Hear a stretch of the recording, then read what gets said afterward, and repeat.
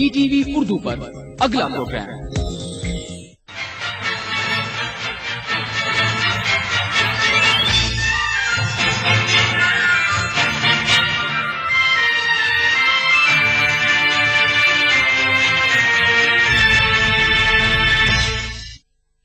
इस प्रोग्राम को पेश करने में ताउन कर रहे हैं श्री अल्ट्रानेट ऑक्साइड, भारत का विश्वसनीय जंग-रोधक सीमेंट।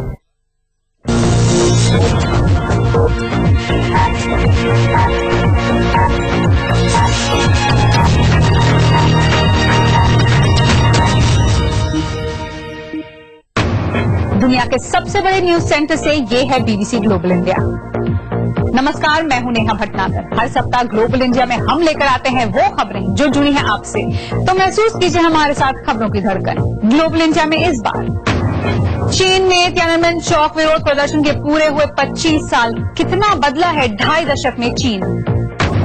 क्यों अहम है पाकिस्तान की NQM पार्टी के नेता अल्ताफ हुसैन की लंदन में गिरफ्तारी। ग्लोबल इंडिया में इनके अलावा आप देखेंगे MF हुसैन के उन आखिरी 9 पेंटिंग्स की लंदन में प्रदर्शनी जो लक्ष्मी मित्तल के परिवार ने कमीशन की थी।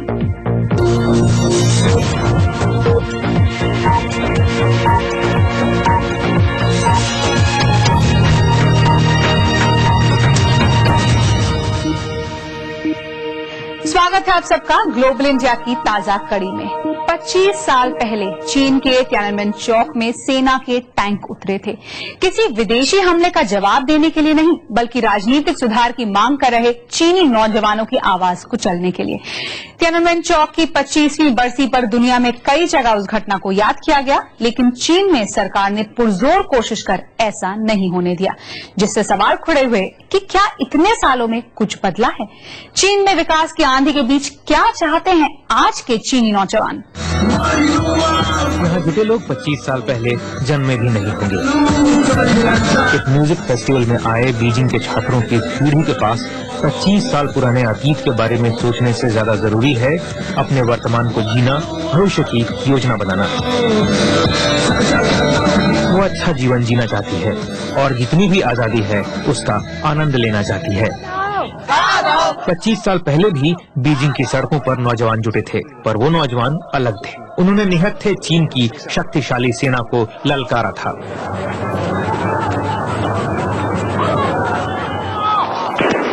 चार जून 1989 को तियाननमेन स्क्वायर के पास कितनी जाने गईं, ये आज भी पता नहीं, मगर जेल 1600 लोगों को भेजा गया।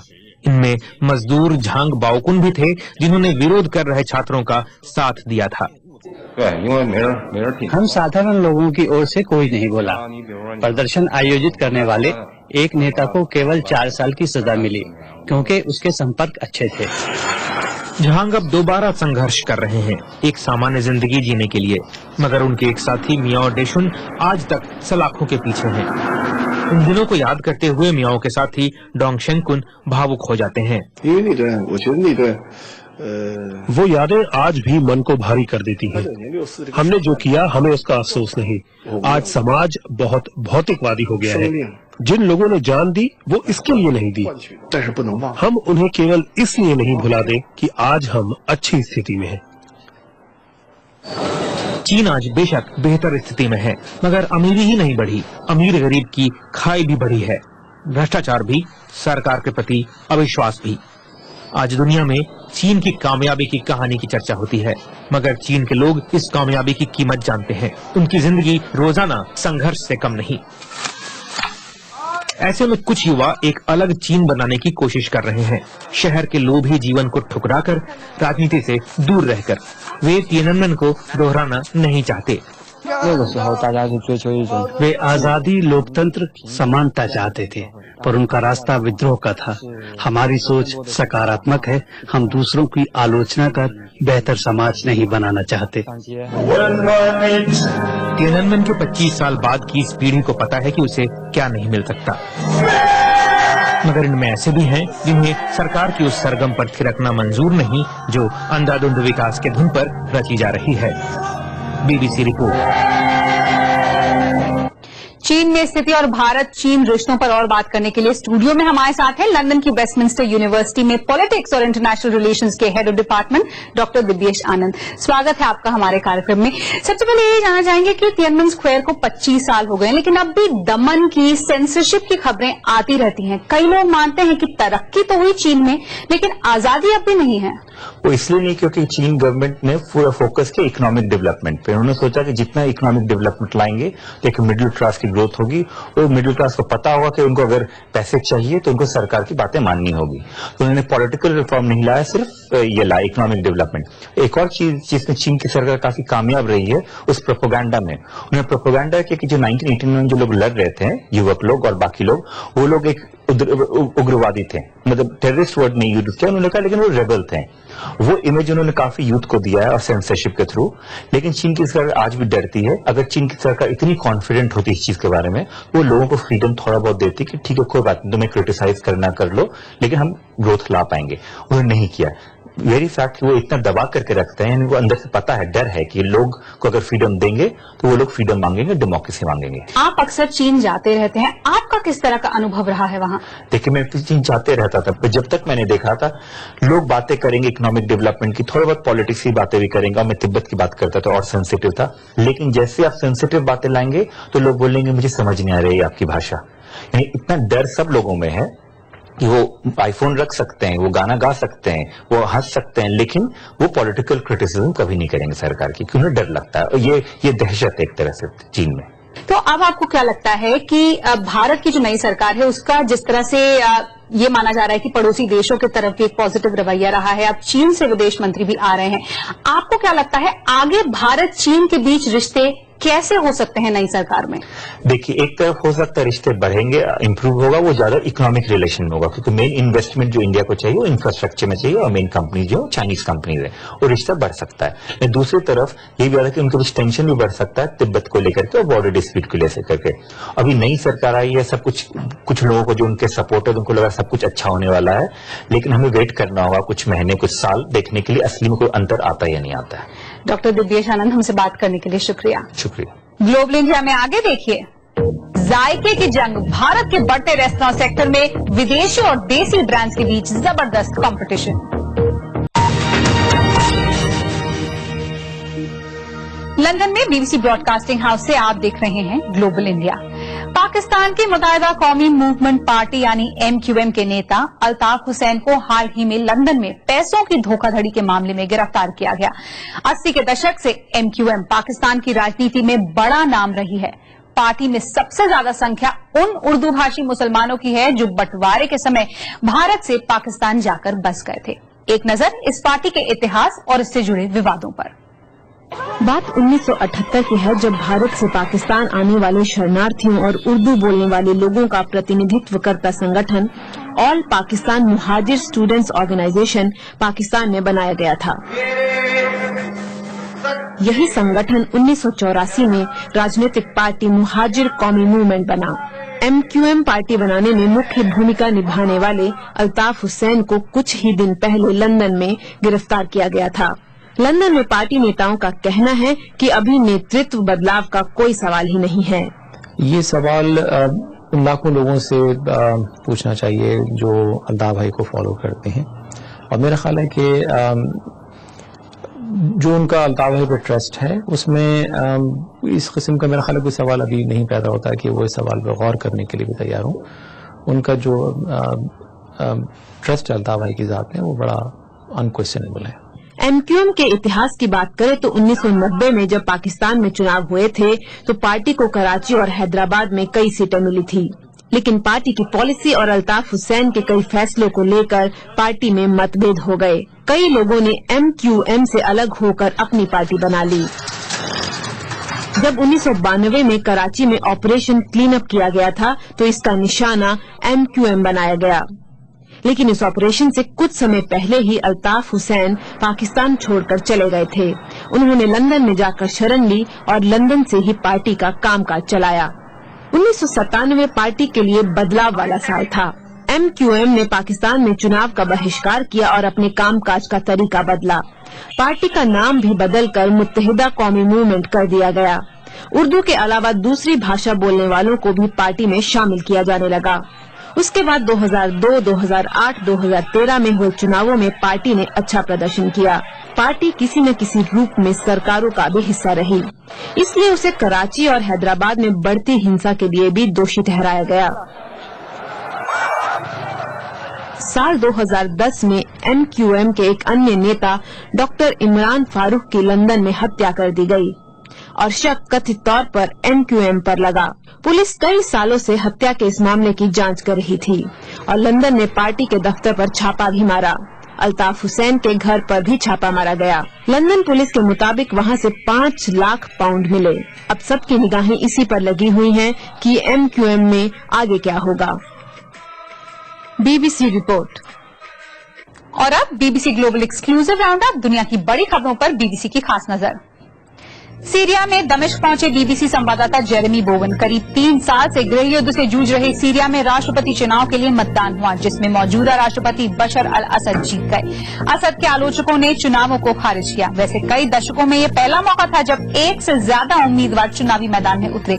हालांकि बाकी 2 उम्मीदवार ज्यादा जाने माने नाम नहीं थे और वो असद की तरह का चुनाव प्रचार भी नहीं कर पाए।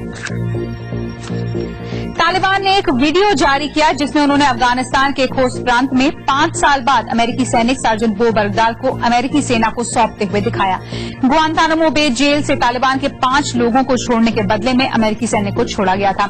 इस डील से अमेरिका में भी काफी विवाद रहा। विपक्षी दल ने चेतावनी दी थी कि इससे अमेरिकी लोगों को खतरा हो सकता है।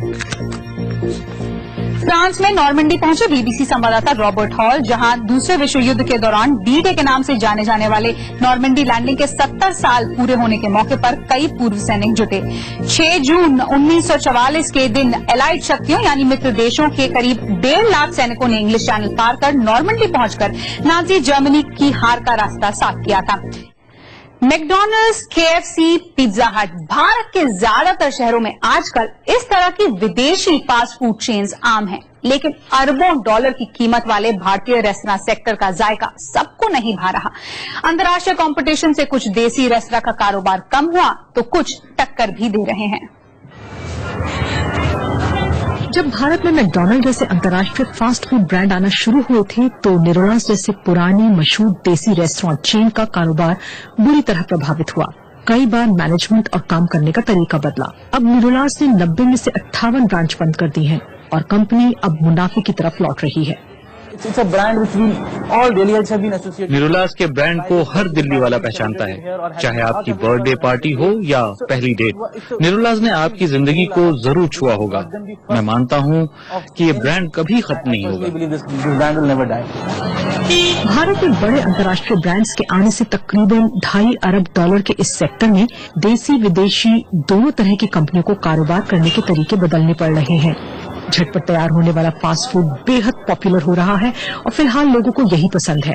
जब डोनट बनाने वाली अमेरिकी कंपनी डंकिन डोनट ने दिल्ली में अपनी ब्रांच खोली तो शुरू में तो बहुत भीड़ लगी, लेकिन जल्द ही कंपनी को एहसास हुआ कि हिंदुस्तानी लोग ना तो रोज कॉफी पीते हैं और न डोनट खाते हैं, तो उन्होंने भी चटपटे सैंडविच बनाना शुरू कर दिया। अब उनकी आधी से ज्यादा कमाई इन्हीं सैंडविचेस से होती है। इंडिया एक मुश्किल मार्केट है क्योंकि आप सिर्फ दूसरे ब्रांड से ही मुकाबला नहीं कर रहे, आपका मुकाबला खाने के सदियों पुराने तौर तरीकों से भी है। शुरू में तो भीड़ आती है, लेकिन 1-2 साल में आपको हकीकत का एहसास होने लगता है। हम शायद दुनिया के सबसे लजीज खाने की बात कर रहे हैं, जो अमेरिका में चलता है कि जूं के तुम इंडिया में भी चलता है। ये भले ही बड़ा उद्योग है जिसके 2020 तक $8 अरब तक बढ़ने की संभावना है, लेकिन कारोबार आसान नहीं है। फास्ट फूड सेक्टर में 80% बिक्री पिज्जा, बर्गर और सैंडविचेस की ही है। इसलिए ये सब नहीं परोसने वाली भारतीय कंपनियों के सामने बड़ा सवाल है, क्या वो भी पिज्जा बर्गर की दौड़ में शामिल हो जाएं, या फिर उन्हीं जायकों पर ध्यान दें जिनके लिए भारतीय खाना दुनिया भर में जाना जाता है। BBC report. ग्लोबल इंडिया में आगे देखिए, MF हुसैन की आखिरी पेंटिंग्स की लंदन में प्रदर्शनी। आप देख रहे हैं ग्लोबल इंडिया, मैं हूं नेहा भटनागर। मिस्र की ममीज का रहस्य हजारों सालों से बरकरार रहा, लेकिन अब ब्रिटिश म्यूजियम में मिस्र की 8 ममीज के राज खुल रहे हैं। सीटी स्कैन के जरिए ताबूत के अंदर पट्टियों में बंधे शव के बारे में ऐसी जानकारियां मिली जो पहले कभी नहीं पता थी। उनकी उम्र, खान पान, बीमारियां और मौत के कारण ये सब पहली बार पता चल रहे हैं। मिस्र के पिरामिडों के ये सील बंद ममी हजारों सालों में कभी खोले नहीं गए हैं, लेकिन अब शोधकर्ता देख पाएंगे कि इनमें बंद लोग आखिर कैसे थे। हम अब तक ममी को ऐसे ही देखते रहे हैं उनके खोल में, लेकिन सीटी स्कैन के जरिए ताबूत ही नहीं, पट्टियों के भीतर से भी शरीर देख सकेंगे। ये 40 साल की एक महिला का शरीर है जिन्हें जेवरों के साथ दफनाया गया था। 4000 सालों में पहली बार ताबूत के अंदर देखना संभव हो सका है। अगर भावनात्मक रूप से देखें तो आप इन स्कैन्स के जरिए लोगों के और करीब आते हैं। आप उन्हें एक व्यक्ति के रूप में पहचान पाते हैं जो कभी जीवित थे, जैसे आज हम हैं। शरीर पर लेप लगाने के काम में कई बार गलती भी होती थी। इस आदमी का सिर लेप लगाने के दौरान गिर गया था, जिसे छड़ों के सहारे लगाया गया, जो हरे रंग में दिख रहे हैं। इस शोध का मकसद ताबूत में बंद लोगों को जानना है। एक लिहाज से तो ममी को वापस जीवन में लाने की कोशिश है ये। BBC report. Football world cup शुरू होने में बस कुछ ही दिन रह गए हैं। फैंस पर फुटबॉल फीवर चढ़ना शुरू हो चुका है। 12 जून से ब्राजील में शुरू होने वाले फुटबॉल वर्ल्ड कप से पहले हम दिखा रहे हैं उन चुनिंदा शहरों की झलक जहां मैच खेले जाएंगे। हमारी खास पेशकश फुटबॉल सिटी में इस बार ब्राजील का मशहूर शहर रियो डी जेनेरो। ब्राजील का रियो शहर फुटबॉल के रोमांच के लिए पूरी तरह से तैयार। 13 जुलाई सारी दुनिया के फुटबॉल प्रेमियों की निगाहें इस मराकाना स्टेडियम पर होंगी, जहां वर्ल्ड कप फाइनल खेला जाना है और यहां लोग ब्राजील को जीतते देखना चाहते हैं।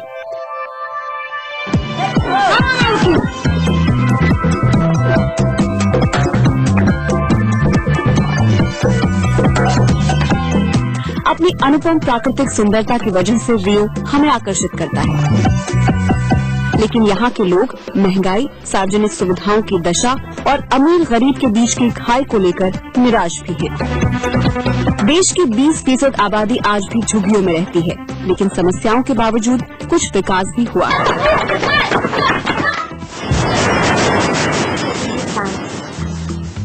कोंडाल की इस मुखौटा फैक्ट्री में रियो कार्निवल की तैयारियां जोरों पर हैं। यहाँ दिख रहे मुखौटों में देश के कुछ चर्चित चेहरे नजर आ रहे हैं, कुछ हूबहू तो कुछ काल्पनिक।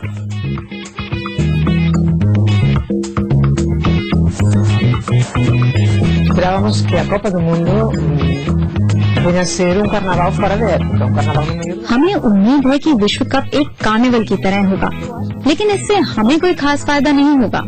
हम ब्राजील के खिलाड़ियों के मुखौटे बनाना चाहते थे, उनकी बिक्री भी खूब होती, लेकिन कॉपीराइट की वजह से खिलाड़ी हमें ऐसा करने की अनुमति नहीं देंगे।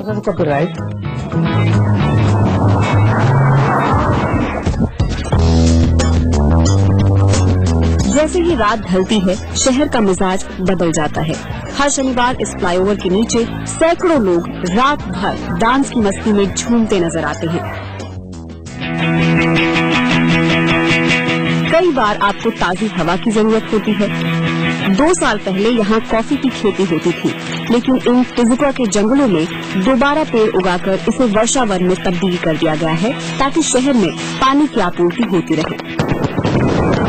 रियो शहर का श्रृंगार किया जा रहा है। मकसद है दुनिया का मनोरंजन करना, पहले फुटबॉल विश्व कप से और फिर ओलंपिक आयोजन से। खेल का कार्निवल अब बस शुरू होने वाला है। BBC report. और अब बात भारत के पिकासो के नाम से मशहूर पेंटर MF हुसैन की, जिनके गुजर जाने के करीब 3 साल बाद लंदन में उनकी आखिरी 9 पेंटिंग्स की प्रदर्शनी लगी है। ये पेंटिंग जाने माने उद्योगपति लक्ष्मी मित्तल की पत्नी उषा मित्तल ने कमीशन की थी। अब तक अनदेखी हुसैन की इन पेंटिंग्स को पहली बार आम लोगों के सामने प्रदर्शित किया गया और प्रदर्शनी देखने पहुंचे बीबीसी संवाददाता अमरीश द्विवेदी।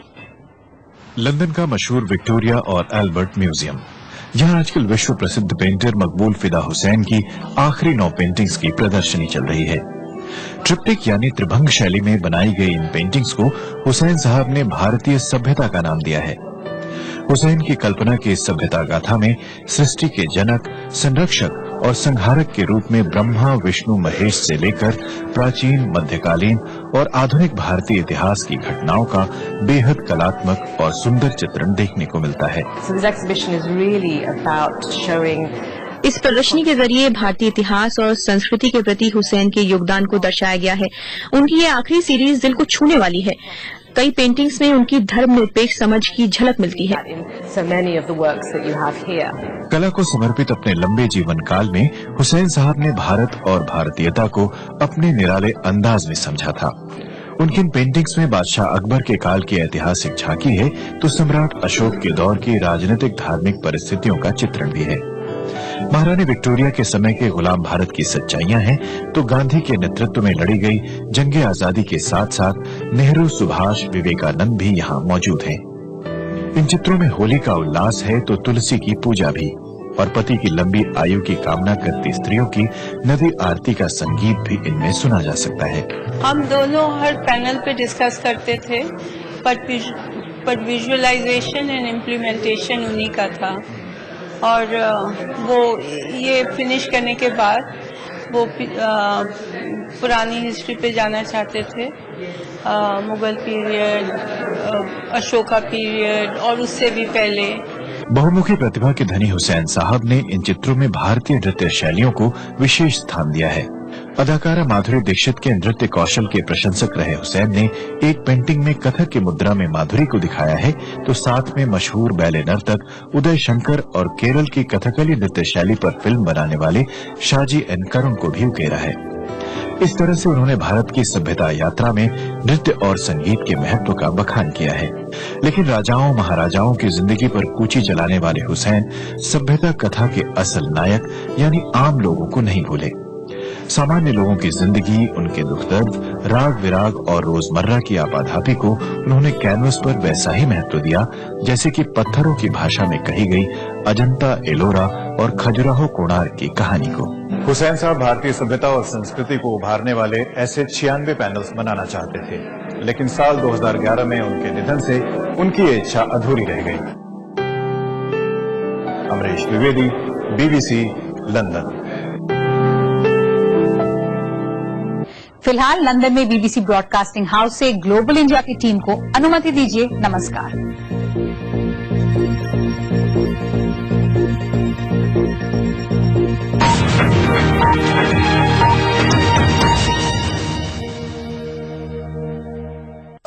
इस प्रोग्राम को पेश करने में ताउन किया Shri ultra red oxide, Bharat का विश्वसनीय जंग रोधक सीमेंट।